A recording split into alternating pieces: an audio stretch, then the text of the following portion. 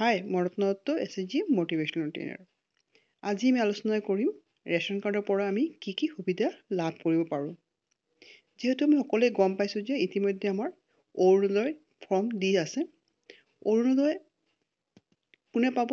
যাৰ ration card আছে। গতিকে ৰেচন কাৰ্ড থাকিলে আপোনালোকে কেইবাটাও সুবিধা লাভ কৰিব। প্ৰথমে যেনেকৈ আপোনালোকে অৰুণোদয় লাভ কৰিব, বিনামূলীয়া চাউল লাভ কৰিব,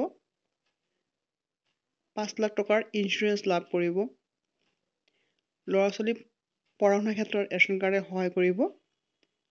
গতিকে কেইবাটাও সুবিধা এই ৰেচন কাৰ্ডৰ পৰা চৰকাৰে দিছে। গতিকে যাৰ এই ৰেচন কাৰ্ড আছে তেওঁলোকে এই সুবিধাখিনি লাভ কৰিব পাৰিব। যিহেতু ইমান দিন আমাৰ কি কৰিছে, চৰকাৰে বিনামূলীয়া চাউল দি আছিলে। তো এতিয়া চাউলৰ লগত আমাৰ আৰু কেইবাটাও বস্তু দিব। যেনেকৈ দালি আৰু চেনি। এই মাহৰ পৰা আপোনালোকে দালি আৰু চেনি লাভ কৰিব। যদি বজাৰত দালিৰ মূল্য 100 টকা আছে, তেন্তে ইয়াত আপোনালোকে 60 টকা বা 70 টকাত 1 কেজি মূল্যত আপোনালোকে দালি পাব।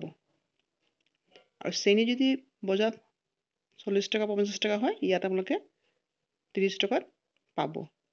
গতিকে এইবাৰ আপোনালোকে চাউলৰ লগত দালি আৰু চেনিও লাভ কৰিব।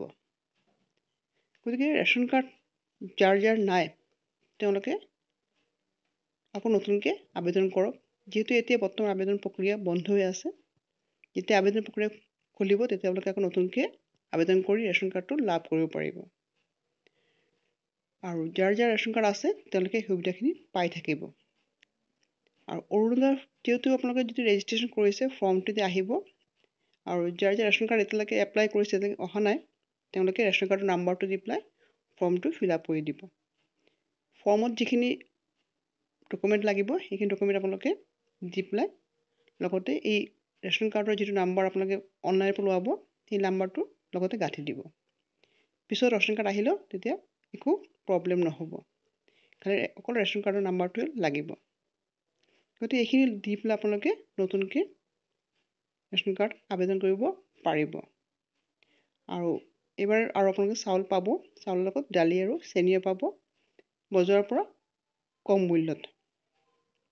ভিডিঅ'টো ভাল লাগে লাইক শ্বেয়াৰ কৰিব, ছাবস্ক্ৰাইব কৰিব। ধন্যবাদ।